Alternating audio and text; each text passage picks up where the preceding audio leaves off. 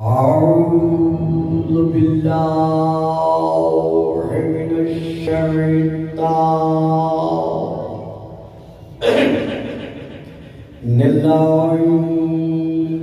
الرجيم بسم الله الرحمن الرحيم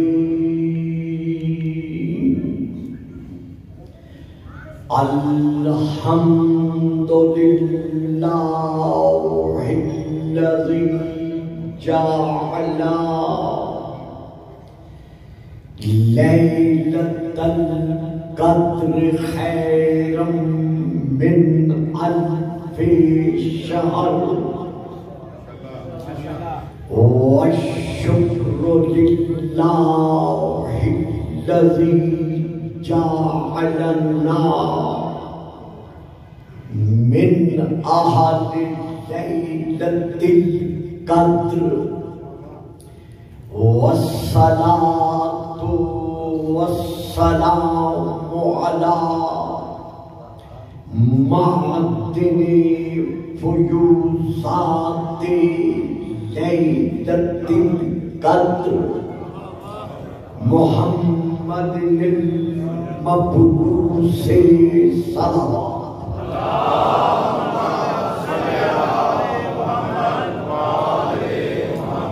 قبل ليلة القدر وعلى جواهر إلى ما ظهر في ليلة القدر ثم الصلاة على آله الذين هم محال كتاب الله المنزل في ليلة القدر بل هم كتاب الله الناطق المنزل في ليلة القدر وعلى شيعتهم الذين هم أوراق كتاب الله الذي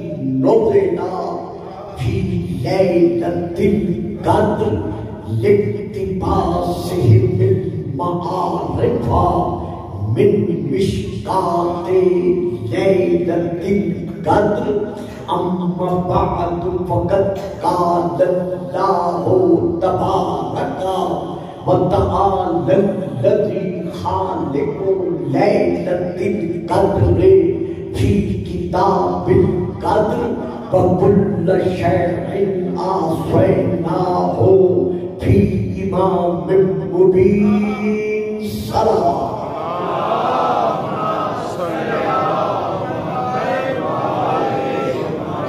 نعرہ تکبیر نعرہ تکبیر نعرہ رسالت نعرہ رسالت نعرہ حیدری نعرہ حیدری حسینیت حسینیت یزیدیت یزیدیت اور بلند سلام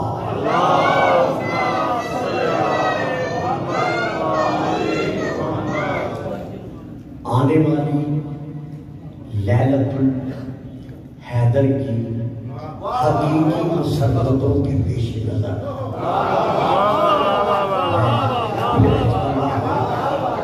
اس شب میں قرآن رسول پاک کے قلب مبارکہ پر نازل ہوا ہے نزل بالروح الامین علی قلبک اس رات کو لیلۃ القدر کہا گیا ہے اسی مناسبت سے میں نے عرض کیا ہے کہ جس شب صامت قرآن نازل ہوا اسے کہا گیا ہے لیلۃ القدر اور جس شب میں ناطق قرآن کا نزول ہے اسے ہم کہتے ہیں لیلۃ الحیدر. تو اس لیلۃ الحیدر جو آنے والی ہے چند ایک گھنٹوں کے بعد، میں اس کی حقیقی مسرتوں کے پیش نظر تمام تر شیعہ و غیر شیعہ سامعین و حاضرین کی خدمت بابرکت میں ہدیہ تبریک یعنی مبارکباد پیش کرتا ہوں.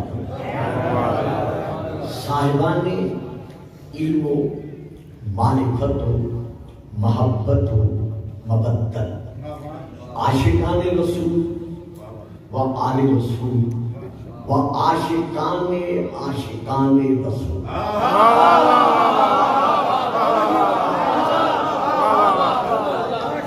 میں نے اس وقت آپ کے سامنے سورہ نمبر 36 کی، سورہ یاسین کی آیت نمبر 12 کی تلاوت کا شرف حاصل کیا ہے. اس آیت مبارکہ میں فتبارک اللہ احسن الخالقین کے دعوے دار نے اپنی زبان بے زبانی کے ساتھ، دیکھیے یہ فکرہ انتہائی قابل توجہ تھا، کیونکہ یہ ہمارے عقیدہ بالتوحید کا مظہر ہے. جنہوں نے فکرہ لیا ہے ان کی مہربانی، جو نہیں لے سکے اتنا وقت نہیں کہ میں تشریح کروں. یہ میرا فکرہ ہم شیعان میں محمد و آل محمد کے عقیدہ بالتوحید کا مظہر ہے کہ ہمارا یہ ایمان ہے کہ وہ متکلم ہے، وہ بولتا ہے لیکن زبان نہیں رکھتا، وہ بصیر ہے، وہ دیکھتا ہے، دیکھ رہا ہے لیکن آنکھیں نہیں رکھتا، وہ سمیع ہے، وہ سن رہا ہے لیکن کان نہیں رکھتا. مگر اس کے باوجود جنہیں اس نے اپنی صفات کا مظہر بنا کر بھیج دیا ہے، انہیں کہنا پڑ رہا ہے کہ یہ عین اللہ ہے.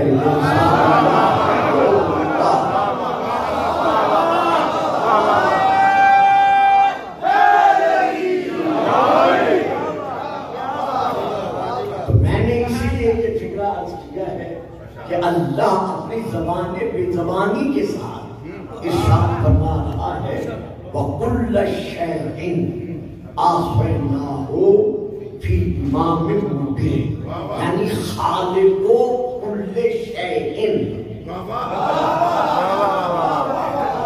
اللہ خالق كُلِّ شَيْءٍ ہے.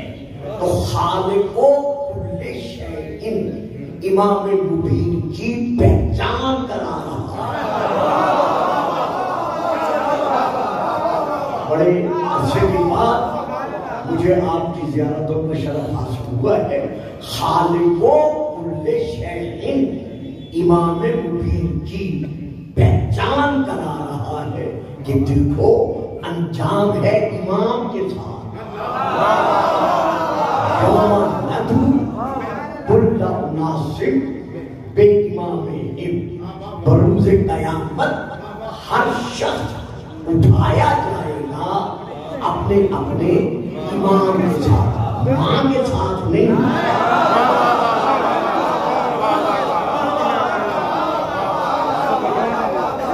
اگر یہاں امام کا ترجمہ ماں کر دیا گیا تو ہمیں پھر قرآن کی طرف رجوع کرنا پڑے گا، کیونکہ قرآن بیان کر رہا ہے یوم یفر المرء من اخیہ وأمه وأبيه وصاحبته وبنيه. کہ قیامت کا دن ایسا دن ہو گیا کہ جس دن بھائی بھائی کو پہچان نہیں سکے گا، ماں بیٹے کو پہچان نہیں سکے گی. تو جب ماں پہچانے ہی نہیں تو پھر اس کے ساتھ اٹھے گا کیسے؟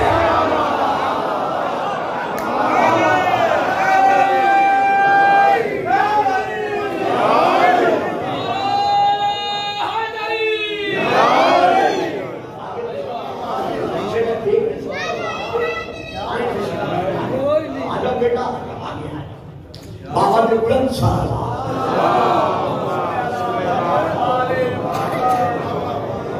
تو چونکہ ہر شخص اٹھایا جائے گا اپنے اپنے امام کے ساتھ، اسی لیے اللہ امام مبین کا تعارف کرا رہا ہے کہ امام مبین ہو کون سکتا ہے۔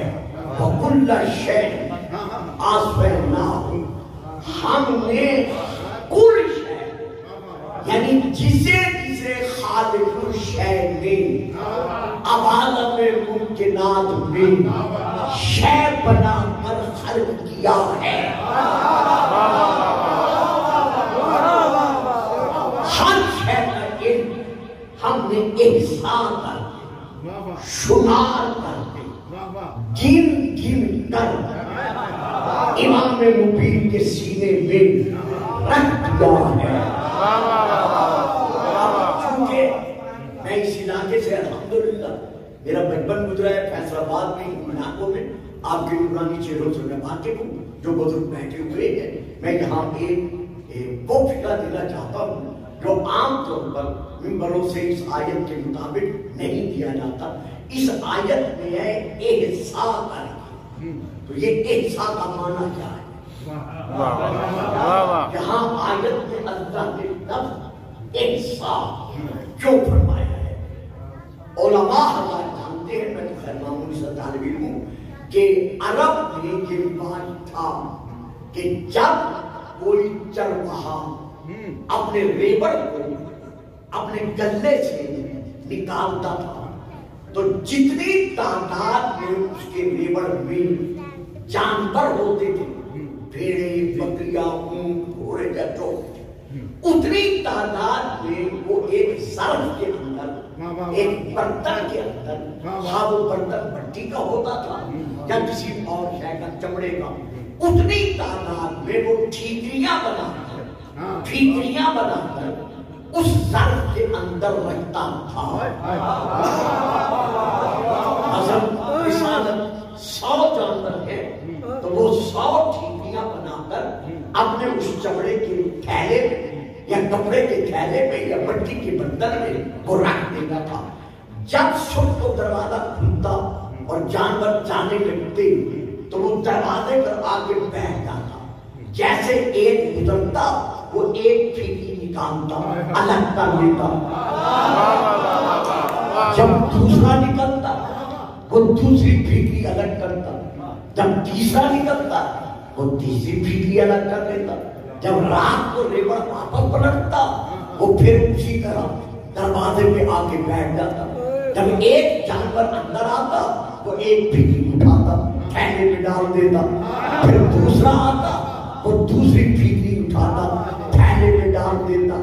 اس کو کہتے ہیں احسان کرنا، یعنی گننا، ایسا گن کر رکھنا کہ جس میں بھول نہیں ہے۔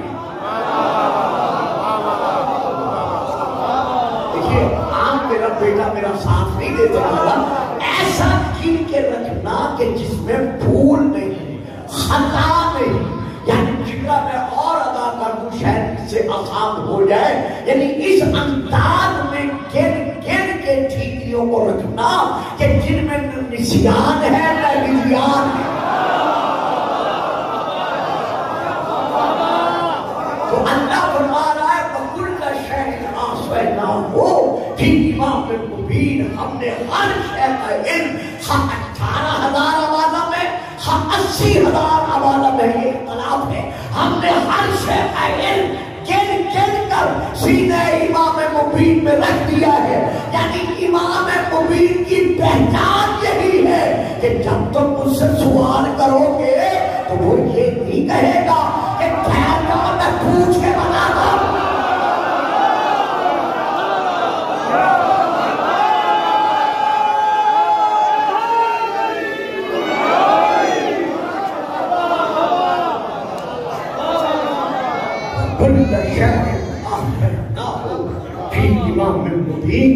شاہ جی نے وقت رکھا نہیں کیونکہ اذان تک مجھے چھوڑنا پڑے گا، حالانکہ یہ میری عادت خلافت کا علم بھی تھا۔ تو یہاں گزارش یہ ہے کہ اس آیت میں جو امام مبین ہے، اس امام مبین سے مراد کیا ہے؟ تفاسیر میں اس امام مبین سے مراد کون؟ پہلی تفسیر کا نام تفسیر کبیر حضرت علامہ فخر الدین رازی، دوسری تفسیر کا نام تفسیر روح المعانی حضرت علامہ آلوسی علیہ الرحمہ۔ باقی بہت ساری تفسیریں وقت نہیں جو میں 5-10 تفسیروں کے نام لیتا، یہ میرے اسلامی بزرگ بھائیوں کی تفاسیر میں سے بڑی تفسیریں ہیں۔ حضرت امام فخر الدین رازی صاحب نے تعریف فرمایا ہے اور باقی علماء نے کہ اس امام مبین سے مراد قرآن ہے۔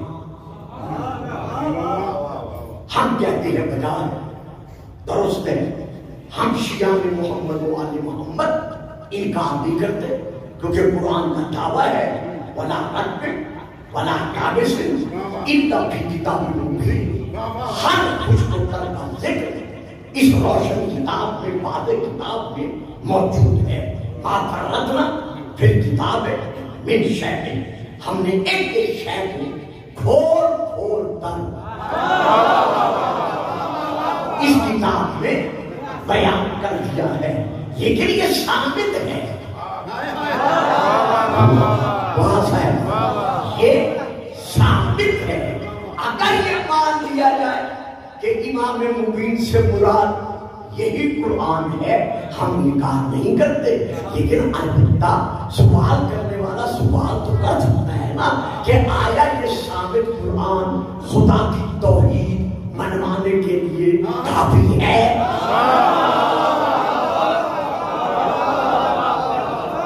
اگر یہ کہو گے کہ قرآن ہی امام مبین ہے تو پھر صاحب کو کہنے کا یہ حق حاصل ہے کہ آیا یہ ثابت قرآن جو علم کا سمندر ہے، جو علم کا مقصد ہے، جو علم کا معدن ہے۔ خود حضرت علی علیہ السلام ایک خطبے میں فرما رہے ہیں قرآن کی تعریف کرتے ہوئے کہ قرآن کے ایک ایک حرف کے جو پوشیدہ معانی ہیں وہ 70,000 ہیں۔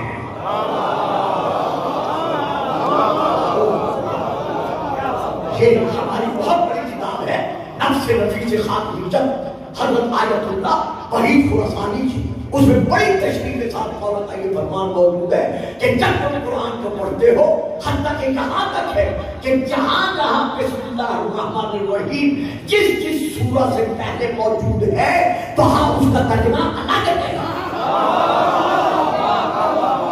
پہلے عرض کیا ہے اس سے صاحب کہ وہاں نفس نفیس خاکیت میں آیت اللہ وحید خراسانی نے لکھا ہے کہ مولا علی فرماتے ہیں قرآن میں جہاں جہاں بسم اللہ الرحمن الرحیم ہے ہر مقام پر ترجمہ ایک نہیں ہے، ہر مقام پر اس کا ترجمہ الگ ہے۔ تو جب لوگ حیران ہوئے تو امام نے فرمایا قرآن کا ایک ایک لفظ نہیں، قرآن کے ایک ایک حرف ظاہری معانی کے علاوہ 70,000 معانی چھپے ہوئے ہیں، پوشیدہ ہیں، کہ سنتے ہی ڈرت کر حضرت عبداللہ بن عباس کھڑے ہوئے ہاتھ باندھ کر عرض کرتے ہیں مولا یا امیر المومنین، پھر اس کا مقصد یہ ہوا کہ اللہ کے علاوہ اور کوئی قرآن کے معنی نہیں سمجھتا۔ امام فرماتے ہیں ابن عباس کیا قرآن کی یہ آیت نہیں پڑھی جس میں اللہ فرما رہا ہے ثم اور اصل کتاب الذی اصطفینا من عبادنا، پھر ہم نے اپنے بندوں میں سے جن کو چن لیا ہے ان کو قرآن کا وارث بنا دیا ہے۔ وارث اپنی وراثت سے کبھی بے خبر نہیں ہوتا۔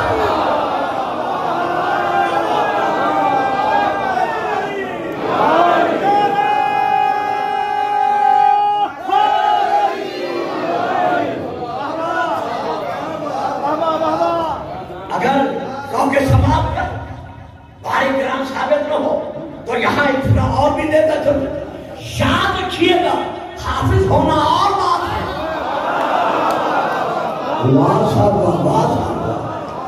حافظ ہونا اور بات ہے، وارث ہونا اور بات ہے۔ حافظ جب دنیا میں آیا تھا سینے میں علم قرآن لے کے نہیں آیا تھا۔ میں تو رجب کی مناسبت سے پڑھ گیا، یہ حافظ صاحب اخرجکم من کتب امہاتکم لا تعلمون شیئا. جب اللہ نے تمہیں ماں کے کتب تاریخ سے ساحل روشن کے ساتھ ہمکنار کیا لا تعلمون شیئا تو تم بالکل ان پڑھ تھے، جاہل مطلق تھے. تمہیں تو اتنا علم بھی نہیں تھا کہ وجود ماں میں میرے لیے مرکز شیر کہاں ہے. تو اب تم نے علم حاصل کرنا شروع کیا، تو جتنا حاصل کیا علم تک یہ اٹھار ہے، سینے میں لے کے نہیں آئے. حافظ صاحب نے قرآن پڑھا، کسی کا حافظہ تیز تھا، وہ 2-4 سال 5-10 سالوں میں اتر گیا، اور کسی کا حافظہ کمزور تھا، وہ 40 سال میں ایک سورت بھی یاد رہتا تھا. یہ تو حافظے کی بات ہے نا. لیکن حفظ کیا، سینے میں لے کے نہیں آیا. اب حافظ صاحب مر گئے، اب مردہ حافظ سے کہے ایک آیت سنا دو، ایک سورت سنا دو. جو نذرانہ آپ پہلے دیتے تھے اس سے 10 گنا زیادہ دیتے، وہ نہیں سنا سکتا. کیوں؟ نہ سینے میں علم لے کے آیا تھا، نہ سینے میں علم لے کے گیا. یہ ہے حافظ کا مقام. لیکن وارث کا کیا مقام ہے؟ ادھر سر تک سے جدا ہو گیا، ادھر نیزے کی داؤ پر حسین نے قرآن پڑھ کے اجما دیا کہ حافظ اور ہے وارث.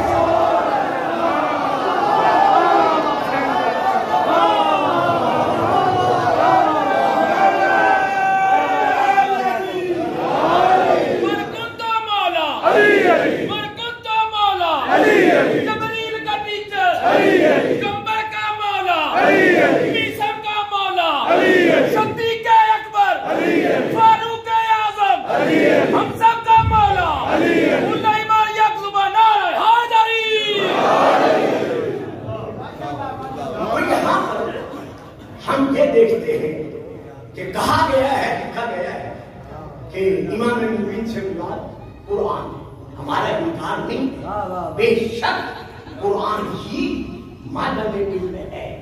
لیکن آیا شاید کا سوال یہ ہے کہ اکیلا قرآن خدا کی توحید منوانے کے لیے کافی ہے؟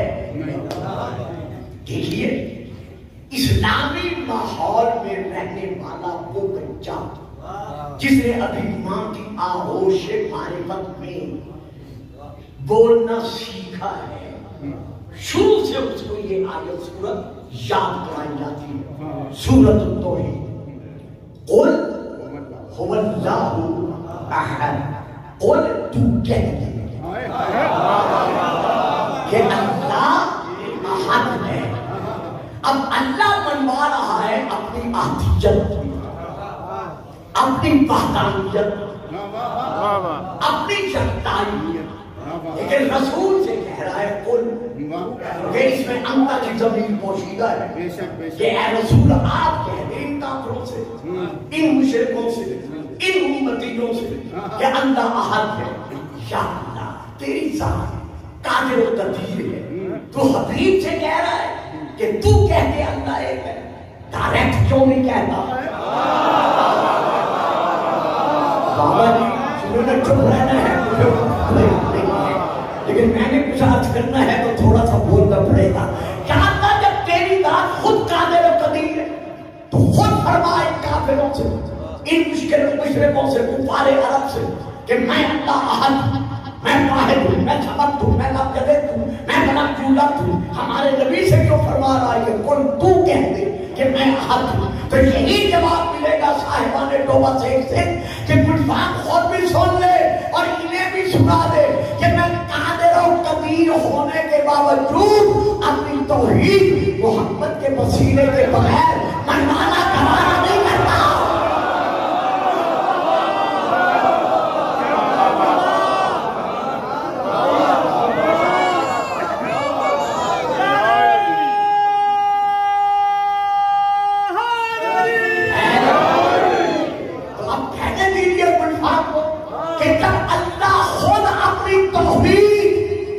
ہمارے نبی کے وسیلے کے بغیر منوانا گوارا نہیں کرتا تو پھر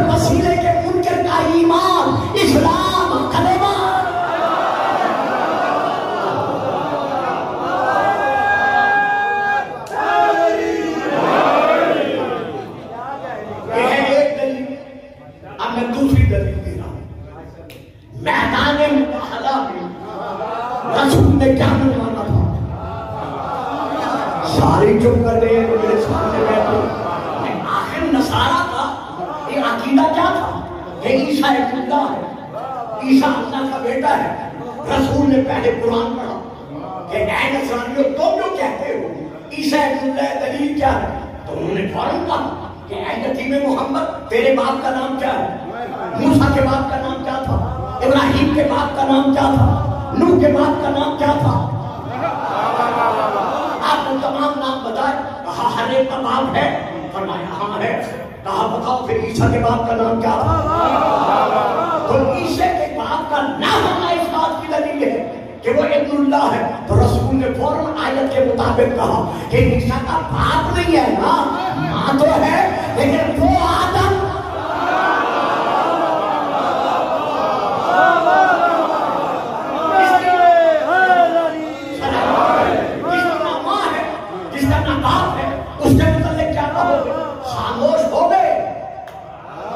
بات نہیں آئی. تو اب منمانی کیا تھی نصارہ سے؟ توحید. وہاں کیا تھا؟ قرآن. جب قرآن خدا کی توحید منوانے کے لیے نصارہ سن کر بھی ایمان نہ لائے تو اب اللہ کو فرمانا پڑا حبیب فَقُلْ تَعَالَوْا نَتُّوا أَبْنَاءَنَا وَأَبْنَاءَكُمْ وَنِسَاءَنَا وَنِسَاءَكُمْ وَأَنفُسَنَا وَأَنفُسَكُمْ.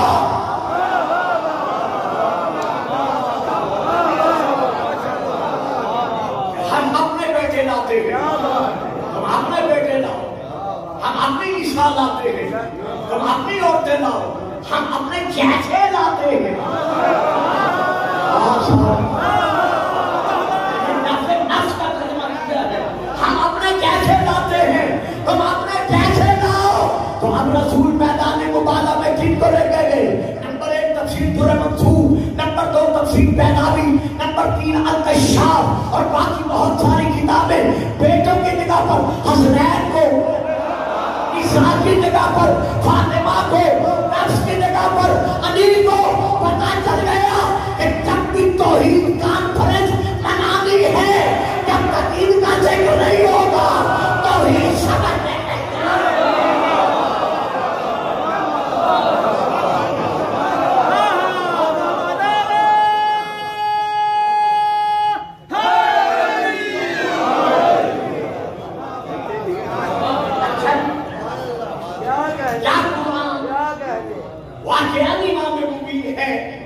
ہم تسلیم کرتے ہیں لیکن پھر سوال ہے آیا نبی کی نبوت ماننے کے لیے اکیلا قرآن کافی ہے؟ یقول الذین کفروا لست مرسلا. سورہ نمبر 13 سورہ الرعد اس کی میں آیت پڑھ رہا ہوں. یقول الذین کفروا لست مرسلا. میرا حبیب یہ جو کافر ہے نا یہ کہتے ہیں کہ تو اللہ کا رسول نہیں ہے. معلوم ہوا کافر وہی ہوتا ہے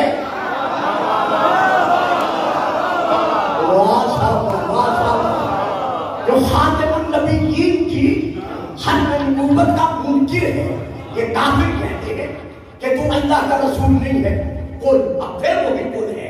قل ان سے کہہ دیں کفا باللہ شہیدم بینی و بینکم ومن عنده علم الکتاب. میری نبوت اور رسالت کا ایک گواہ اللہ ہے. گواہی کے دو پلڑے، ایک پلڑے میں میرا گواہ اللہ ہے اور گواہی کے دوسرے پلڑے میں کون ہے؟ جو صاحب علم الکتاب ہے.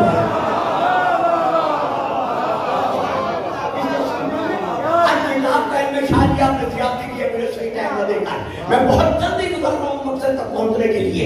جس کے سینے میں الکتاب کا علم ہے تو اب یہ دوسرا گواہ کون ہے؟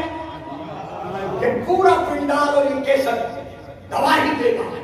کچھ بات حوالہ دے رہا ہے. تفسیر روح المعانی جلد نمبر 7 علامہ آلوسی علیہ الرحمت میرے بڑے بھائیوں کے بہت بڑے مفسر وہ اپنی تفسیر عربی میں وہ اپنی تفسیر میں لکھتے ہیں کہ المراد بالمن، کہ میری تفسیر پڑھنے والوں اس مراد من سے مراد کوئی غیر نہیں ہے، بلکہ من سے مراد کون ہے؟ علی کرم اللہ وجہہ،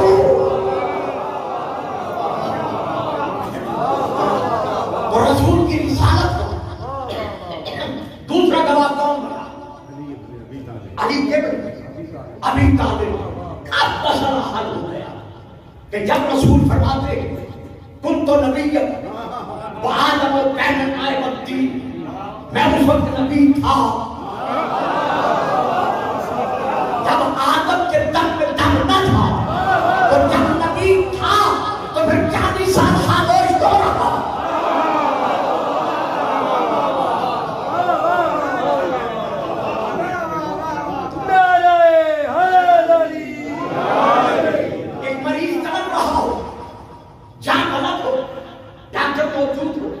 علاج بھی کر سکتا ہو، جان بچا بھی سکتا ہو، اور پھر بھی نہ بچائے، جرم کس کا ہوگا؟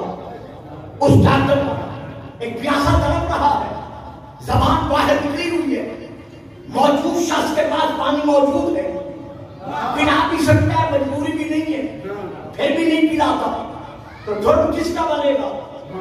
مرنے والے کا نہیں، پیاسے کا نہیں، پانی نہ پلانے والے کا، جب ہے ہی نبی۔ اور پورے عالم میں کفر کے پرچم کھلے ہوئے، شیطان کی شیطانیت کا دور دورہ ہے، ہر طرف ظلم و ستم، جب وہ استبداد کے بازار گرم ہے، لوٹ و کھسوٹ، مار دھاڑ، ہر طرف زندگی کا ایک حصہ بن چکا ہے، تو جب نبی بن کے آیا ہے تو تبلیغ کیوں نہیں کرتا؟ خاموش کیوں ہے؟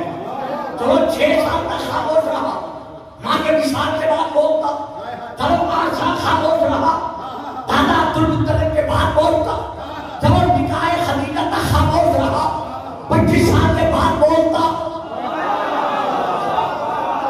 کہ اتنا عرصہ خاموش کیوں رہا؟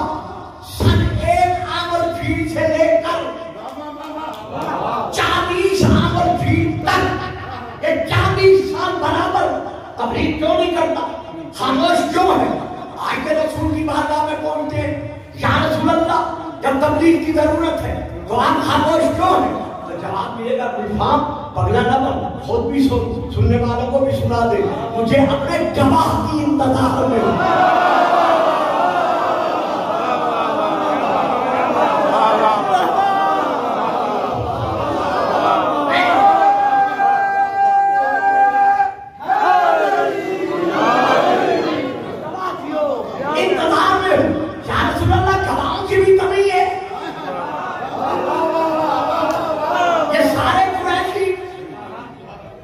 یہ سارے ہاشمی، یہ بچپن کے دوست یار، جسے چاہے گواہ بنا لے، فرمایا سن، ان میں سے ہر ایک اس بات کی گواہی تو دے سکتا ہے کہ میں عبدالمطلب کا پوتا ہوں، میں عبداللہ کے سلب سے ہوں، میں آغوش آمنہ کا پروردہ ہوں، میں ابو طالب کے سائے میں پڑھنے والا ہوں، لیکن ان میں سے کوئی میری نبوت کی گواہی نہیں دے سکتا، کیونکہ انہوں نے مجھے عبدالمطلب کے گھر، ابو طالب کی آغوش میں، آمنہ کی گود میں، عبداللہ کے گھر پیدا ہوتے دیکھا ہے، لیکن انہوں نے مجھے نبی بنتے نہیں دیکھا۔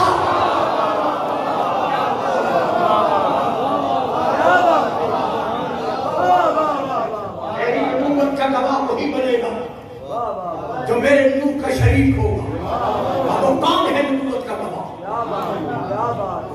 وہ گواہ ہے نبوت کون ہے؟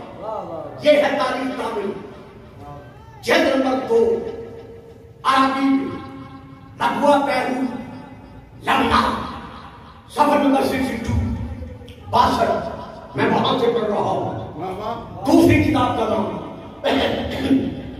تاریخ دمر، جلد نمبر 2، اتفاقاً اس کا صفحہ نمبر 62 ہے، عربی میں وہاں سے پڑھ رہا ہوں۔ سارے ہاشمی جمع ہیں، 40 کے قریب۔ رسول نے اٹھ کے خطبہ پڑھا، تیسرے دن، پہلے دن ٹوک دیا، دوسرے دن ٹوک دیا، جب تیسرے دن کھڑے ہو میں شیعہ کتابوں سے نہیں پڑھ رہا ہوں، ایک ایک حرف کا ضامن ہوں زندگی بھر.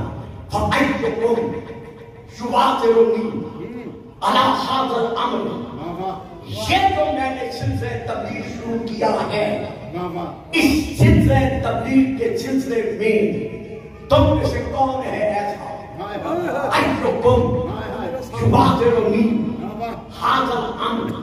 جو اس تبلیغ دین کے سلسلے میں میرا وزیر بنے، میرا مددگار بنے، میرا زور کمر بنے.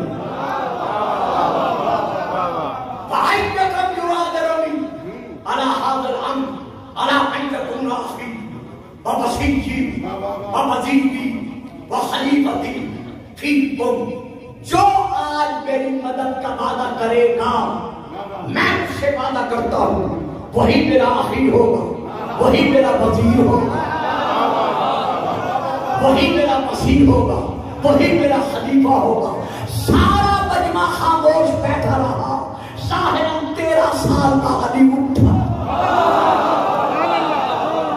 صرف 13 برس کا ظاہراً علی اٹھا اور اٹھ کر کہا اللہ ان یکون، یا رسول اللہ میں وعدہ کرتا ہوں آپ کے بھائی ہونے کا، وزیر ہونے کا، مددگار ہونے کا. اور اب تاریخ میں علی فرماتے ہیں فاخذ برکبتی، رسول نے میری گردن پہ ہاتھ ڈالا، میں نے کی طرف دیکھا، دیکھ کر کہا لوگوں ھذا اخی و مسیحی و وزیری و خلیفتی، نبوت محمد کی خلافت کا اعلان علی کے حق میں خطیر میں نہیں ہوا، بلکہ جب سے محمد رسول اللہ ہے تب سے علی علی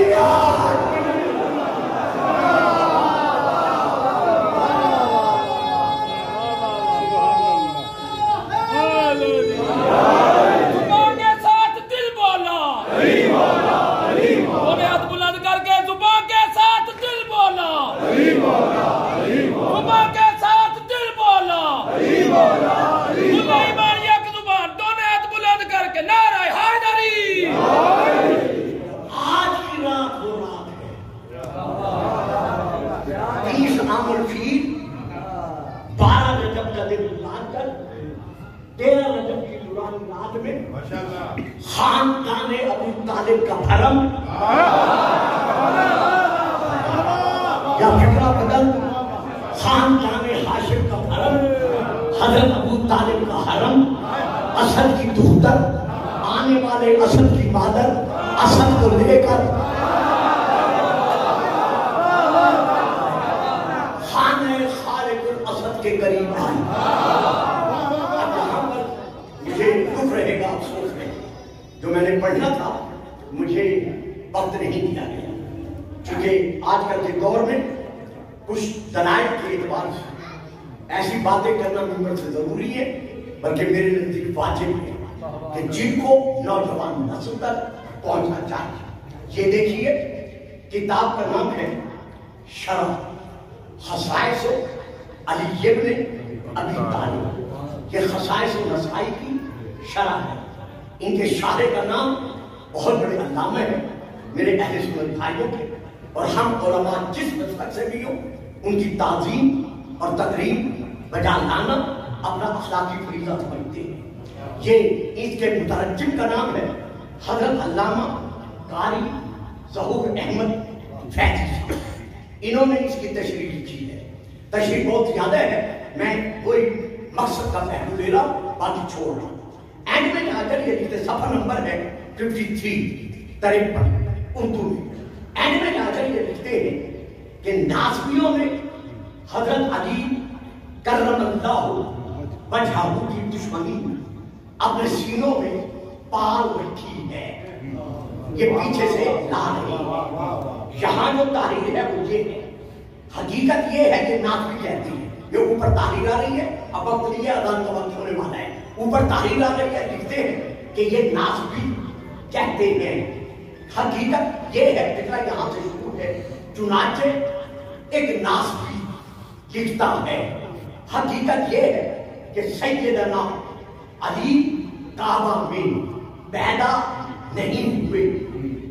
یہ لکھ رہے ہیں کہ تحریر اگر کوئی مجھ سے بات میں لینا چاہے گا تو میں اس کی فوٹو کاپی موبائل میں کرا دوں گا. وہ یہ علامہ لکھ رہے ہیں ظہور احمد حاجی صاحب تک میں تشریح میں کہ ایک ناسبی کہتا ہے کہ حقیقت یہ نہیں کہتے، وہ پیچھے سے ناسبی کا ذکر آ رہا ہے، وہ ناسبی کہتا ہے کہ سیدنا علی کعبہ میں پیدا نہیں ہوئے، یہ شیعہ حضرات کی کھڑی ہوئی روایت ہے، یہ ہے ایک اعتراض ناسبی۔ دوسرا، اگر یہ تصریح کر بھی لیا جائے کہ سیدنا علی کعبہ کے اندر پیدا ہوئے تو پھر بھی یہ کوئی فخر کی بات نہیں، کیونکہ اس وقت کعبہ ایک بت خانہ تھا، اس میں بعض روایات کے مطابق 360 بت رکھے ہوئے تھے۔ اب اگلے فکروں پر میں آپ سے معذرت چاہتا ہوں، کیونکہ میں نقل کر رہا ہوں، اس لیے میں فکر نیچے اوپر نہیں کر سکتا۔ کسی کے دل کو اگر کسی قسم کی رنج پہنچے تو مجھے معاف کر دینا کہ یہاں اس ناسبی کے فکرے ہیں، قاری ظہور احمد صاحب کے فکرے نہیں، کہ وہ ناسبی یہ کہتا ہے کہ ہو سکتا ہے کہ ابو طالب اپنی بیوی فاطمہ بنت اسد کو درد ذیل سے خلاصی کے لیے بتوں کے سامنے لے گئے ہوں، وگرنہ کوئی تک نہیں کہ ایک عورت بچے کی پیدائش کے لیے خانہ کعبہ میں جائے اور وہاں نقل کفر باشد غلاظت پھیلائے۔ تو اس میں 3 اعتراض ہیں ناسبیوں میں۔ پہلا اعتراض کیا ہے کہ علی کعبہ میں پیدا نہیں ہوئے، یہ شیعوں کی من گھڑت روایت ہے۔ دوسرا اعتراض کیا ہے کہ ابو طالب بتوں سے شاید مدد لینے کے لیے اپنی بیوی کو لے کر گئے۔ تو تیسرا اعتراض کیا ہے بی بی فاطمہ بنت اسد کی طہارت، کہ کوئی خاتون ایسے وقت میں کیسے ہو سکتا ہے کہ غلاظت پھیلانے کے لیے وہاں چلی جائے۔ مجھے اس پہ بولنا تھا اور سیر حاصل مجھے اس پہ تبصرہ کرنا تھا، لیکن آپ بتائیے میں 10-15 منٹوں میں کیا کر سکتا ہوں؟ میں ایک آدھ سوال کا جواب دیتا ہوں، جہاں تک وقت مجھے اجازت دے گا آپ میرا ساتھ دیتے رہیے گا تاکہ مجھے بار بار دہرانی نہ پڑے۔ میں فوراً ان باتوں کو سمیٹتا ہوں 10-15 منٹوں کے اندر۔ پہلا اعتراض یہ ہے کہ یہ شیعوں کی من گھڑت روایت ہے کہ علی کعبہ میں پیدا ہوئے۔ دیجیے میں کچھ کتب کے نام لے رہا ہوں، علماء اہل سنت کی بڑی کتابیں ہیں 18 کی تعداد میں، میں 18 کے نام لیتا لیکن اب میں 5 یا 7 کے نام دوں گا، باقی نام میں چھوڑ دوں گا۔ پہلی کتاب کا نام ہے جو میں لے رہا ہوں آپ کے سامنے، مروج الزہد، یہ میرے بڑے بھائیوں کی عربی میں بہت بڑی کتاب ہے۔ نمبر 2 الفصول المہمہ، نمبر 3 کفایت الطالب، نمبر 4 علامہ شبلنجی علیہ الرحمہ کی نور الابصار، صفحہ نمبر 85، نمبر 5 مطالب السطور، نمبر 6 تذکرۃ الخواص، نمبر 7 مدارج النبوہ شاہ عبد الحق محدث دہلوی کی، نمبر 8 مستدرک صحیح ہیں جلد نمبر 3 صفحہ نمبر 483، نمبر 9 ازالۃ الخفا، نمبر 10 اثبات الفصیحہ، اور 8 کتابیں جن کا آپ نے نام نہیں لے رہا۔ ان سب میں یہ درد ہے، میں 1 یا 2 کتاب سے آپ کے سامنے عبارت پڑھ رہا ہوں۔ جس کتاب سے میں عبارت پڑھ رہا ہوں اس کتاب کا نام ہے مستدرک صحیح ہے، جلد نمبر 3 صفحہ نمبر 483، میں وہاں سے لے کر عربی روایت کی عبارت پڑھ رہا ہوں۔ علامہ اس میں لکھتے ہیں ان فاطمہ بنت اسد ولدت امیر المومنین فی جوف الکعبہ، یہ صرف علی کی ماں فاطمہ بنت اسد ہے جس نے عین کعبہ کے اندر علی ابن ابی طالب کو ظہور بخشا۔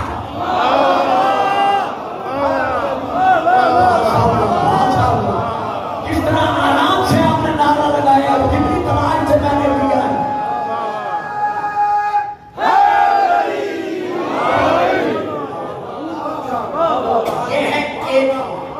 اب میں دوسری کتاب کا حوالہ دے رہا ہوں، کتاب کا نام ہے الفصول المہمہ، صفحہ نمبر 30۔ تیسری کتاب کا نام ہے کفایت الطالب، صفحہ نمبر 407۔ حضرت علامہ ابن صباح مالکی کی لکھی ہوئی وہ اس سلسلے میں لکھتے ہیں لوگوں وَلَمْ يُولَدْ فِي الْبَيْتِ الْحَرَامِ قَبْلَهُ أَحَدٌ سِوَاهُ خبردار کسی کی بات پر کان نہ دھرنا علی سے پہلے کوئی بھی کعبہ میں جلوہ فکر نہیں ہوا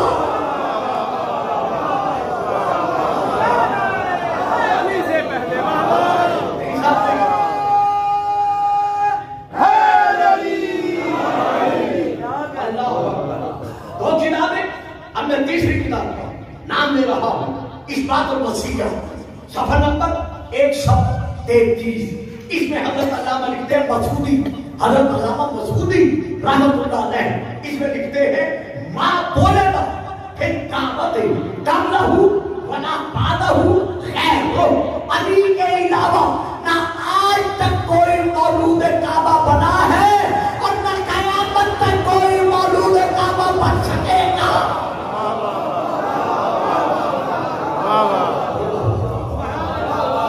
ساری دلیلیں چھوڑ دیں حاجی شیطان سے پوچھے کہ جب طواف کرتے کرتے رکن یمانی کے قریب بڑھ کر دیوار کے پاس آتے ہیں تو وہاں لگی ہوئی شیشے کی پلیٹ گواہی دے رہی ہے کہ یہ وہ مکان ہے جہاں علی کی ماں کے گزرنے کا اثر آج تک باقی ہے گویا علی کے مولود کعبہ ہونے کا کعبہ خود چشم دید گواہ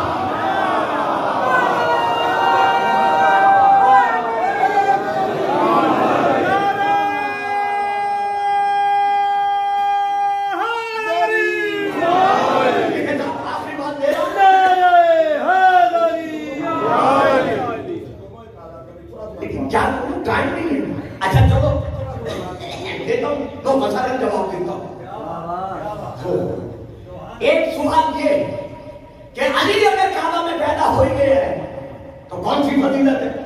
اب جہاں ہم کب کہتے ہیں کہ علی کا کعبے میں پیدا ہونا فضیلت ہے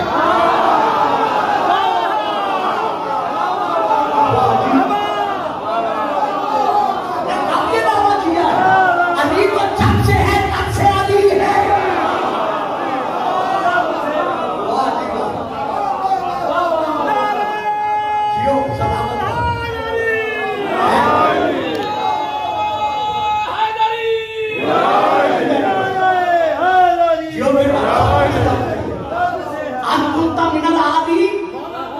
کیا تم لوگ سیکھے تعلیمی عادت کو نہیں کر رہا کیا تو عالین میں سے ہے تو جب ابو سعید الخدری بیان کرتے ہیں رسول سے پوچھا گیا عالین کون ہے تو آپ نے فرمایا انا محمد و علی و فاطمہ و حسن و حسین مکانوں کے توماج تم ہو یہ نہیں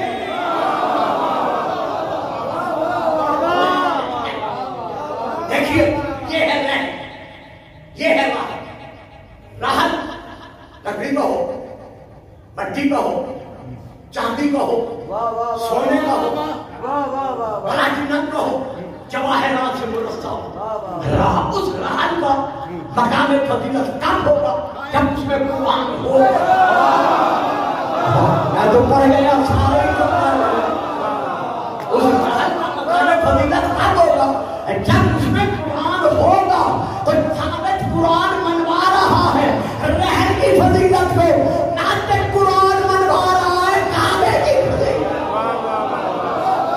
یہ کعبہ تو کہا تھا علی پیدا ہو گیا تو کیا ہو گیا علی کی کون سی فضیلت ہے اس میں تو 300 سال تھے اچھا جی یہ فرمائیے رسول پاک پر جب پہلی وحی نازل ہوئی اقرا بسم ربک الذی خلق رسول نے 13 سال مکہ میں رہ کر جو نماز پڑھی ہے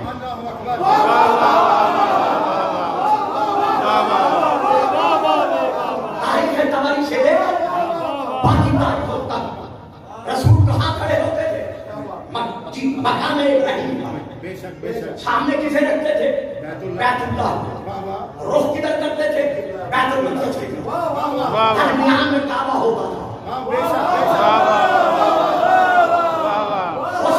یہ بات اگر مشکل ہو تو جو صاحبان علم صاحبان تعلیم بیٹھے سارے بیٹھے ہیں مجھے چہروں نے آج کی ہے. میں سب کی خدمت میں سلام پیش کرتا ہوں, لیکن یہ بات ذرا مشکل ہے.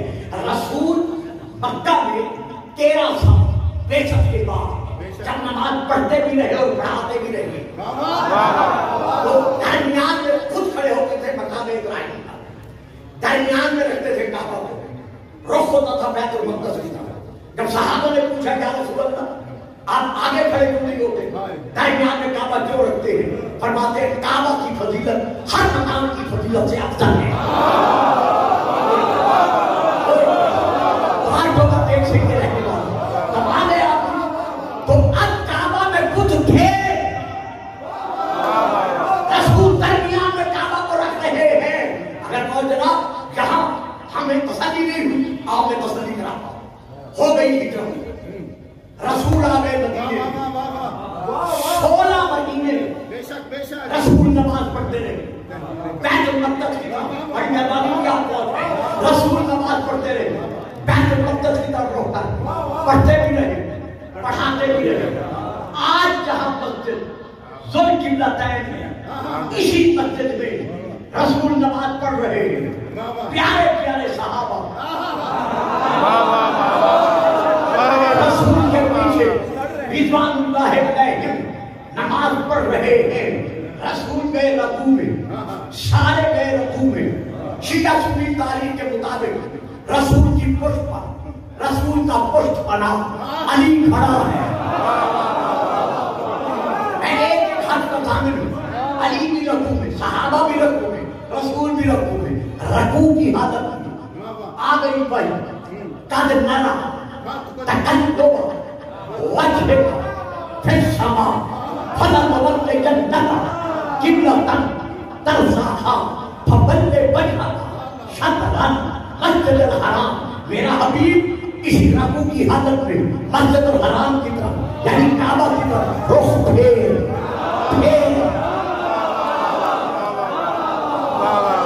وہی کب نازل ہوئی, 2 ہجری 15 رجب. یہ ذہنوں میں رہے, ساری تقریر ذہنوں سے نکل جائے, یہ ذہنوں میں رہے. 15 رجب سن 2 ہجری اسی رکوع کی حالت میں جیسے وہی فون دے وجہ کا اپنے رخ پھیر دے, اسی رکوع کی حالت میں. ایک یہ ہے مشرق, یہ ہے مغرب, رخ ہے مشرق کی طرف. مشرق سے رسول نے پھرنا شروع کیا, پھرتے رسول کا رخ ہو گیا مغرب کی طرف. کبھی نہ پھرنے والا علی,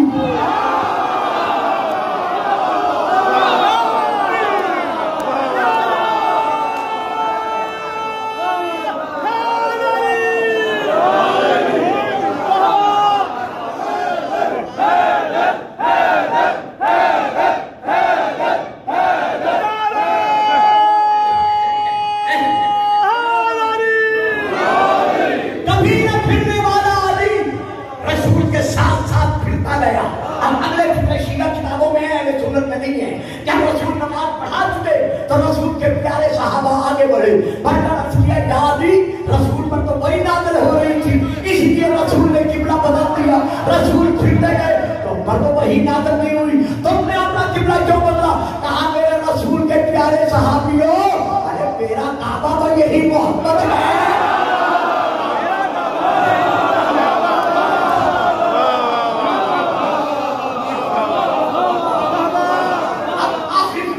ایک بات رہ گئی, وہ پھر مولا کبھی لے آئے تو انشاءاللہ جی میں پھر حج کروں گا.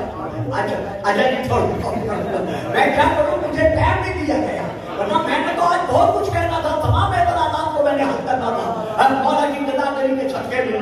تو اب یہاں پر وہی کم نازل 2 ہجری میں, 2 ہجری مکہ کا فتح ہوا, 8 ہجری 10 رمضان کعبہ سے بت کب نکالے گئے, 8 ہجری 11 رمضان.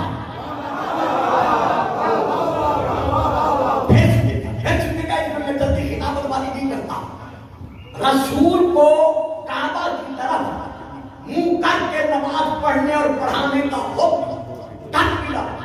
سن 2 ہجری 15 کعبہ سے بت کب نکالے گئے؟ فتح مکہ کے بعد. مکہ کب فتح ہوا؟ سن 8 ہجری 10 رمضان کو رسول 10,000 صحابہ کا لشکر لے کر مکہ میں داخل ہوئے تو اب 11 ہجری کو رسول نے بیت اللہ کے بارے سے کہا کہ میرے شانوں پہ کھڑا ہو جا. کتاب کا نام اہل سنت معارف النبوہ جلد نمبر 3 وہاں سے میں پڑھ رہا ہوں. رسول کے شانوں پر کھڑے ہو کر علی نے بتوں کو توڑا. حضرت علامہ معارف النبوہ کے قائد اپنا مصنف اور مؤلف لکھتے ہیں کہ علی نے رسول کے شانوں پر روک کر کعبہ کو بتوں سے پاک بنایا. کب بنایا؟ 11 رمضان سن 8 ہجری. نماز کب شروع ہوئی؟ 6 سال ہو گئے نا، یعنی 2 ہجری اور 8 ہجری، 15 رجب اور 11 رمضان، 6 سال کچھ مہینے. تو ان 6 سال کچھ مہینوں میں رسول نماز پڑھتے بھی رہے، پڑھاتے بھی رہے، کعبہ کی طرف رخ کر کے. جب کعبہ میں بت ہیں، اگر بتوں کا ہونا کعبہ کو کعبہ نہیں رہنے دیتا تو نبی اور صحابہ کی نمازیں کہاں جائیں گی؟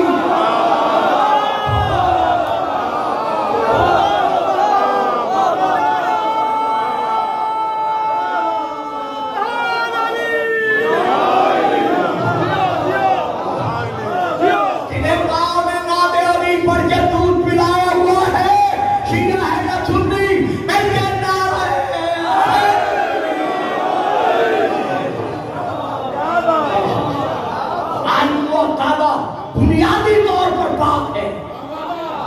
یہ بڑا پیارا فکرہ تھا، اب میں تشریح نہیں کر سکتا. واحد الہ ابراہیم و اسماعیل طاہرہ کہتے ہیں تم دونوں نبی مل کر میرے گھر کو پاک رکھو کیونکہ آنے والا پاک ہے.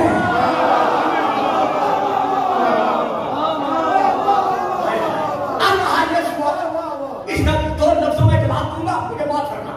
رہا یہ سوال کہ خلافت پھیلانے کا کوئی تک نہیں بنتا. جو علی کی ماں وہاں جاتی اور علی کو پیدا کر کے وہاں خلافت پھیلاتی. ناسبیو لفظ خلافت کا استعمال کرنے سے پہلے سوچ لیا کرو معصوموں کی مائیں بشری خلافت سے پاک ہوتی ہیں.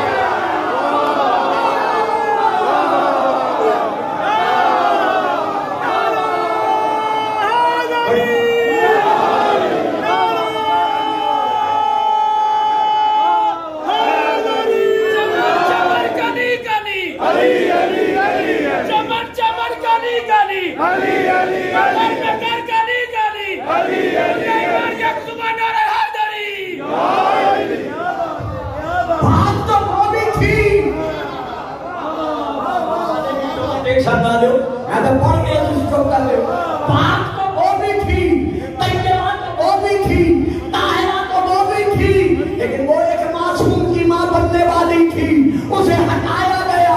یہ 12 معصوموں کی ماں.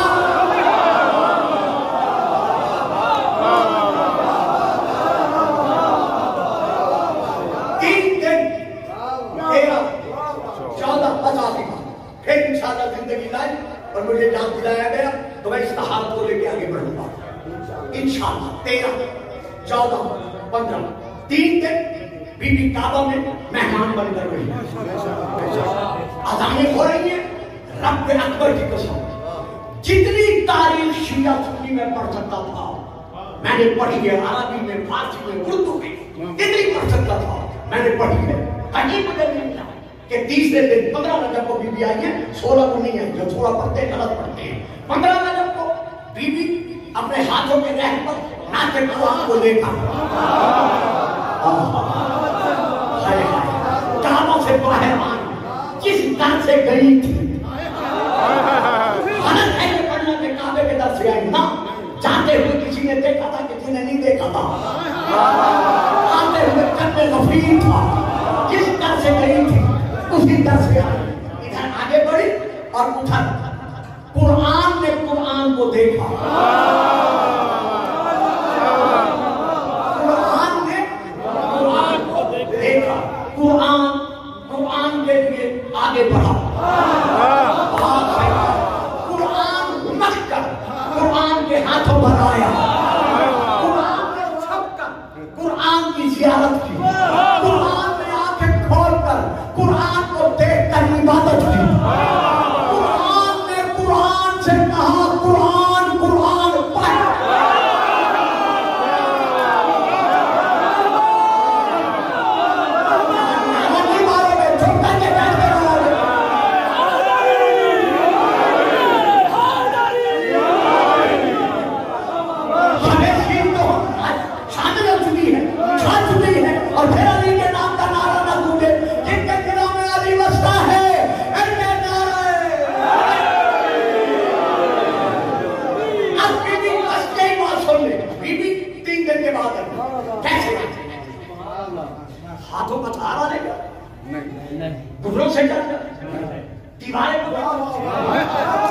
تین دن اندر رہی،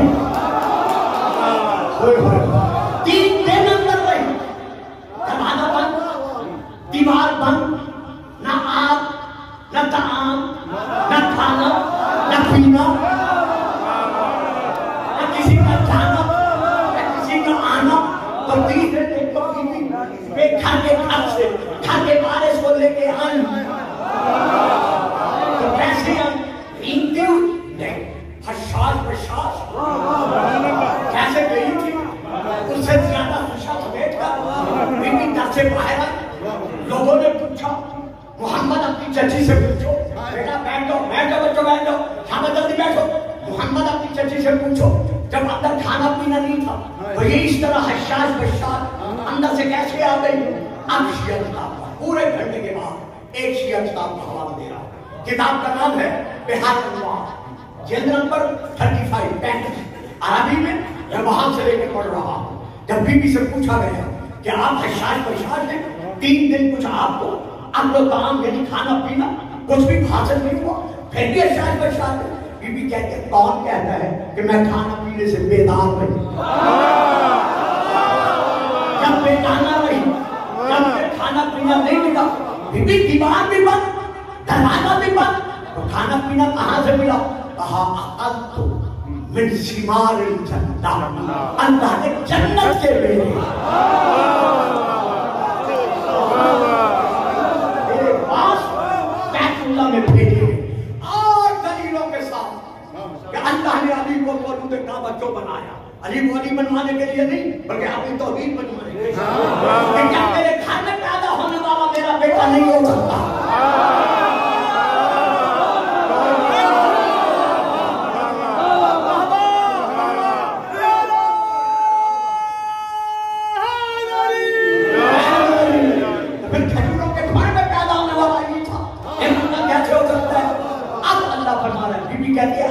یہی آخری آیت اور آخری بات، اقلت من ثمار الجنہ، میں نے گھر میں بیٹھ کر جنت کے میوے کھائے. اللہ نے یہاں جنت کے میوے کیوں؟ بی بی مریم سے کہا تھا کہ ساتھ کے خود سی ہے کہ بیٹے دے کھجور کی شام کو خود دلا، پہلے بھیجتا رہا اور کہتا ہے خود دلا. اور بی بی کے لیے ثمار الجنہ کیوں آیا؟ صرف اس لیے کہ بروز قیامت جب جنت اتر گئے میرا بیٹا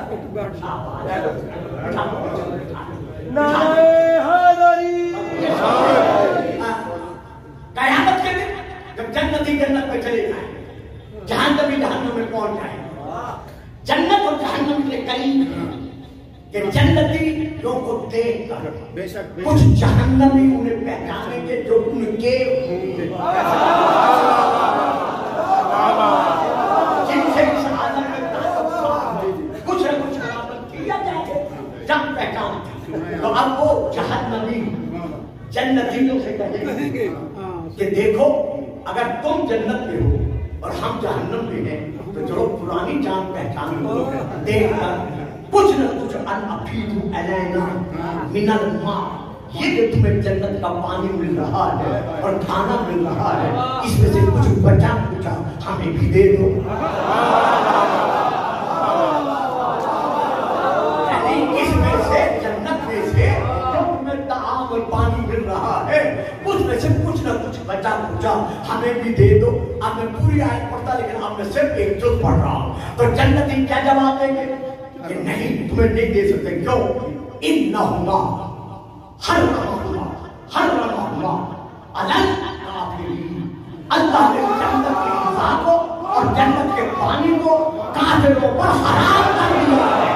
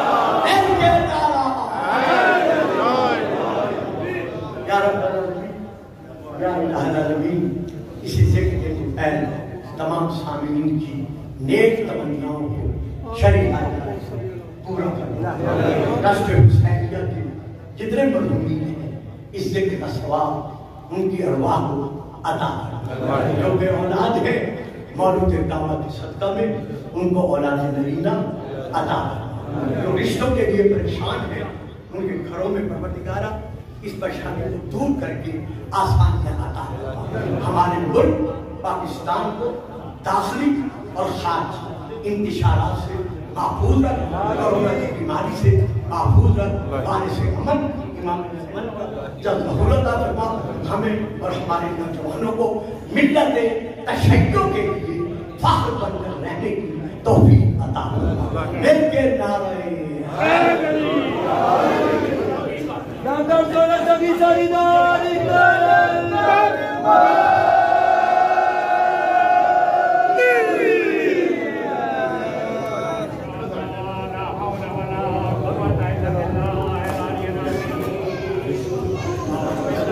شہنشاہوں کے شہنشاہ، بادشاہوں کے بادشاہ، جناب سگی سرداری